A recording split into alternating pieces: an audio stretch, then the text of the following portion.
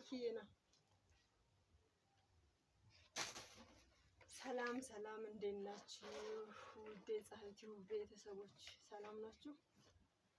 ይኸውላችሁ እኔ ማዴ ትንሽ ቢዚ ያደረገችኝና ሰው ስለሚያስፈልገኝ በመሀል ተወት አድርጊያታለሁ። አሁን ግን በቋሚነት ልሰራ ያሰብኩትኝ ያው መጀመሪያ ቃል የገባሁት ነገር ነው። መስማትና መናገር ስለተሳናቸው ልጆች ነው።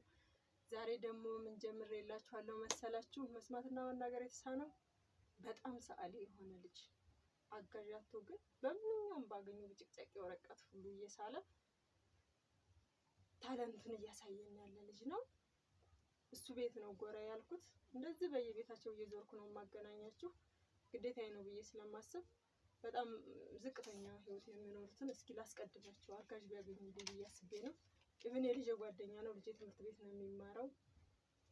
ለዛ ብዬ ነው እንግዲህ እስኪ ከመጀመሪያ ጀምሮ ሲወለድ ሲጸነስ ምናምን ጀምሮ ያለውን ነገር ነው የምናስተዋውቃችሁ ዛሬ ይመስለኛል። ክፍል 2 ክፍል 3 ብዬ ነው እንትን የምለው የማስቀጥለው።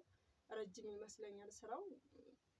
እንግዲህ ተከታዮች እያበዛችሁ ሼር፣ ሰብስክራይብ፣ ላይክ እያደረጋችሁ ልጆች እንዲረዱልን እናድርግ። እናቶች ደስ እንዲላቸው እናድርግ። የእናት የአባት ስራ ይሄ ነው።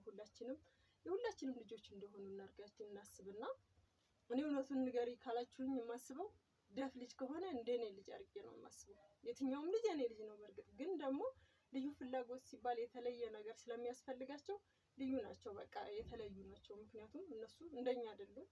በእርግጥ ከኛ በላይ ያስባሉ፣ ያስተውላሉ። ግን የኛ እገዛ ከምንም በላይ ያስፈልጋቸዋል እስከሚወጡ ድረስ። ከዛ በኋላ እነሱ እኛም ማገዝ ነው የሚጀምሩት። ኖርማሊ እንዳግዙን ግን እናንተ ማግዙ። ወንድሞች ተከታዮች ሼር ሰብስክራይብ እያደረጋችሁ አሁን ወደ ቁም ነገር ስራ ነው የገባሁት።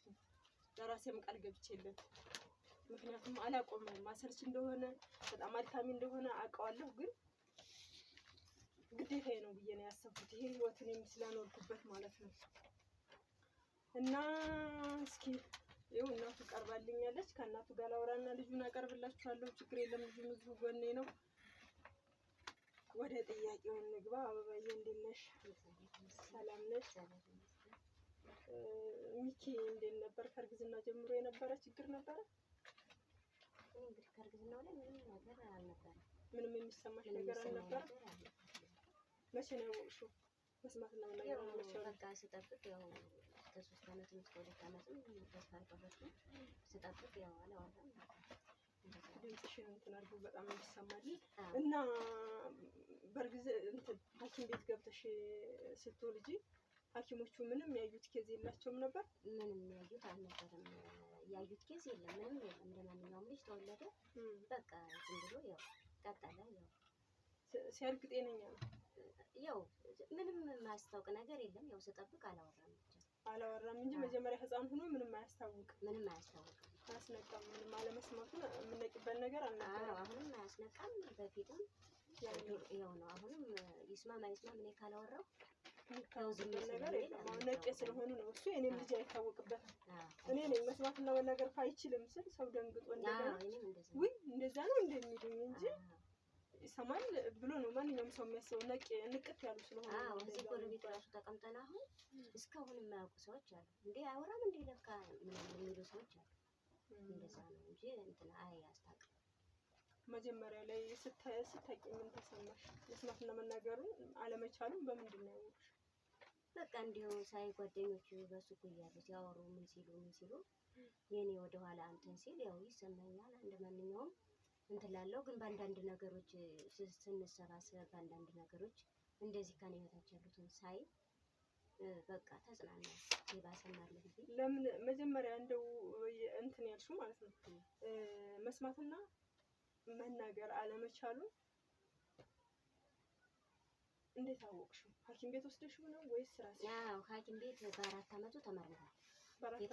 የተመረመረው ቤት የሚውሉ ልጆችን እናስተምራለን ምናምን ብለው የሆነ ድርጅት ነው። እኔ ስሙን አላወቅኩም በእርግጥ። ከዛ እንትን ይላሉ ይሰበስባቸዋል። የዛ ሲውል በኋላ ምርመራ እናደርጋለን ለታመሙ ልጆች፣ አይናቸውን ለሚያማቸው እንደዚህ የሆነ ኬዝ ላላቸው ልጆች ብለው ምርመራ ተደረገ። አረጉለት። የት ነው? ኮሪያ የሚባል ወደ ገርጂ አካባቢ አደረጉለትና ትንሽ መስማት ይችላል ግን ትንሽ ግራ ጆሮው ላይ ድካም አለበት ትንሽ ግራ ጆሮው ላይ ምናምን አለና የመስማት አቅሙ ነው የደከመው። አዎ ብለው ቀኙ ይችላል አሉሽ? ቀኝ ጆሮ? አዎ ቀኙ ይችላል፣ ግራው ግን አይችልም እና የጆሮ ድጋፍ ያስፈልገዋል አሉ። ከዛ እሺ ተባለና ያው እንትን ተባለ። ወሰዱ። የምርመራ ውጤት ነው ያላስኩም እነሱ ናቸው ድርጅት ስለሆነ ይወሰድ። አዎ ከዛም በኋላ ሌላ ልጆች እያሳከምነውና አልጨረስንም፣ ያው ይታከማል አሉ። ግን ከዛም በኋላ ትምህርት ቤቱን ዘጉ። እኔም ወደ መንግስት ወደ ብርሃነ ሕይወት ትምህርት ቤት ወሰድኩ። አካቶ ነበረ ዝም ብሎ ልዩ ፍላጎት ኬጂም ሳያስገቡ ነው ወደ ልዩ ፍላጎት አካቶ ያስገቡት። የዛኔ እንትን አይ ኬጂ ምን የሚባል የለም። ዝም ብሎ ልዩ ፍላጎት ተብሎ ማንኛውንም ልጅ ዝም ብለው የሚማሩትንም ሌላ ኬዝ የሚያወሩትንም ሌላ ኬዝ ያለባቸው ማለት ነው። ኦቲዝም ኬዞችን አብሮ ነው አንድ ላይ ይውል ነበር። መጀመሪያ ላይ አብረው ነው የሚያውሏቸው። እኔም ገጥሞኛል ካራለ።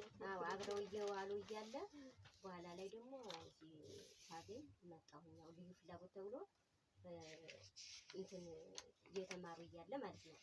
አሁን እንትን መስማት የተሳነው ለብቻ ፊደል አስቆጠሯቸው። አርብና ሮብ በሳምንት 2 ቀን ከታድሶ ትምህርት ቤት ፒያሳን አልፈሽ ያለ ማለት ነው። እሱ ታድሶ የሚባል አለ። እሱ ድርጅት እየመጣ በሳምንት 2 ቀን ፊደል አስቆጠሩልኝ በምልክት ቋንቋ።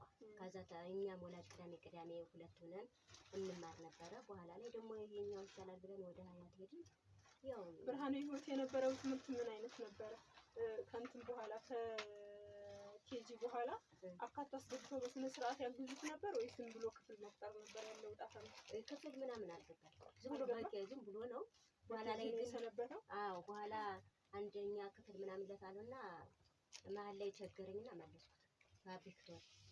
ቪክቶሪ ወስጄው እንደገና ሲቸግረኝ ትራንስፖርት ምንም መውሰዱን ማንጣቱን የሆነ ስራ ልስራ በቃ አልሆነልኝም ብዬ መለስኩት። ብርሃነ ሕይወት የዛን ጊዜ አካቶ ተብሎ መስማት ከሚችሉ ልጆች ጋር መዋል ጀመረ።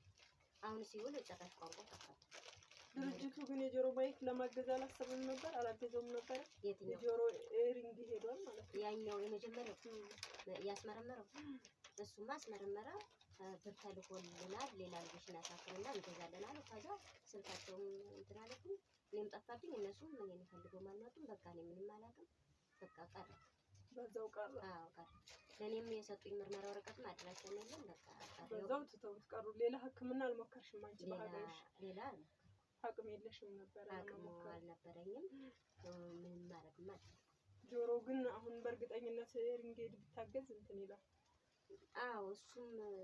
እሱ መስማት ይችላል። አንድ ጆሮ ብቻ ናት አሉ። ግን እሱ ደግሞ አሁን ጆሮውን እንትን ይላል። በጣም ኃይል ጩኸት ሲኖር ይሰማል፣ ግን አይለኝም እንጂ ኳሲል ይሰማና ደንግጦ እንዴት ይላል። የኔም ልጅ ስለሚል ነው። አሁን የተለየ ድምጽ ሲሰማ ዛት የለኝም። እና እንደሰማ እሺ እያደገ ሲመጣ ምን አይነት ተጽዕኖ ፈጠረበት ከእናንተ ጋር ለመግባባት? መግባባት አይችልም። እኛም ስናወራ ይቀናል። እኛ በምናወራበት ሰዓት ምን ይዟላችሁ ነው? ለምን እናንተ ምልክት ቋንቋ ችላችሁ ስለማታወሩት ማለት ነው? እኔ ደግሞ አልተማርኩም። ያው ቋንቋውን መማር እድሉን ብዙ ጊዜ እንትን እላለሁ ሞክራለሁ፣ አግኝቻለሁ። ግን ስለማላነብ ስለማልጽፍ የምልክት ቋንቋ ደግሞ በባህሪው ትንሽ ከበድ ይላል። ለምናነበውም እኔ ባለፈው ኮርስ ሶስት ትንሽ ከብዶኛል፣ ብዙ ገብቶኛል ብዬ ወደነ ፍቻ አሁን የምልክት ቋንቋ አወራለሁ ብዬ አላስብም። አንዳንዶችን ብቻ ነው የማወራቸው። ሁለተኛው እንትን ላይ ይቀጥላል ስላሉ የዛኔ በስነ ስርዓት እንትን አላለሁ ብዬ አስባለሁ እንጂ ገና ነው ይከብዳል። እኔ ደግሞ ያው ተማርኩኝ። የተማርንም ያለ የተወሰነ ቢያንስ አሁን ምን ልስራለህ፣ ምግብ ምን ልቋጥርልህ፣ የትኛውን ልቀይርልህ፣ ምን ልቀይርልህ ምናምን የሚለው የዕለቷን ያው ትኩረትም ስለማደርግበት ነው መሰል በእንትን ዝም ብዬ ባልጽፍም ይዤ አሁን እሷን አንዳንድ ነገር አወራለሁ። አልጅ ጋር ትንሽ አለመስማቱንና አለማውራቱን ስታውቂ ምን አይነት ተጽዕኖ ፈጠረብሽ ላለሽ? ይከብዳል፣ ግን ያው ተመስገን ብለሽ ትቀበያለሽ። ትንሽ ጊዜ እንትን አላለሽም? አልከበደሽም? ሁልጊዜም ይከብደኛል። አሁንም ይከብደኛል አይደለም። ግን ደግሞ ከኔ የባሰ ሳይ ትምህርት ተቀብሎ ሲመጣ ትምህርቱን ሲያጠና ጎበዝ ነው፣ በትምህርቱ ጎበዝ ነው። እኔ ባላግዘውም እሱ ጎበዝ ነው፣ በራሱ ነው የሚፍጨረጨር። እኔ ምክንያቱም አስጠኛ አልቀጠር አቅም የለኝ፣ አላስጠናው፣ አልተማርኩም። ስለዚህ ትንሽ በራሱ ሲፍጨረጨር ያሳዝነኛል። እኔም ደግሞ ያልተማርኩ ፈጣሪ ለኔ ልጅን ሁሉ ለምን እንደዚህ ያደረግክ ድካሜን ታውቃለህ ለምንድን ነው ብዙ ደካማ ጎን አለኝ። ምክንያቱም አለመማሪ በራሱ ድካም ነው። ሁለተኛ ደግሞ በዛ ላይ ደግሞ አለ ብዙ ነገር ችግርሽ አለ እና በዛ ላይ ደግሞ ይሄም ሲመጣብሽ አሁን እሱ መማር ይችላል ለሚረዳው ሰው የሚረዳ የሚቀበል ነው። ትምህርት የሚቀበል ሰው ነው። ግን ማን እንትን ይላል ደግሞ አቅም የለኝም። አቅም ቢኖረኝ ደግሞ የሚያውቅ ሰው ቀጥርለታለሁ። የሚያስጠናው ሰው መቶ ግራ ሲገባ መንደር ይዤ እሄዳለሁ።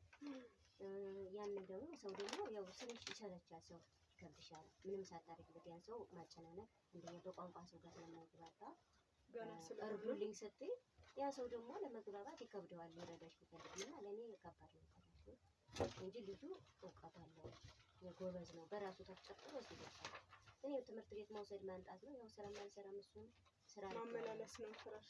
በቃ አመጣለሁ እሄዳለሁ እሱን ወስዳለሁ። ያው አስቸጋሪ ነው እና በዛ ነው እንግዲህ ተመልካቾች ክፍል 1 በዛ አልቋል። ክፍል 2 ይቀጥላል። እስኪ የአበባን ታሪክ በትንሽዬዋ ሰምተናል። ክፍል 1 ክፍል 2 ክፍል 3 ይኖራል ብዬ አስባለሁ። ረጅም ነው ታሪኩ ቲዎሪው። ገና ወደ ስዕል አልወሰድኳችሁም። ያያችሁት ነው የአንበሳ ስዕል። የቀረው ነገር የለም። ቲቪ ላይ ሁሉ የቦጫጨቃቸው ስዕሎች አሉ። ክፍል 2 እንገናኝ። ሰላም ሁኑልኝ። እወዳችኋለሁ።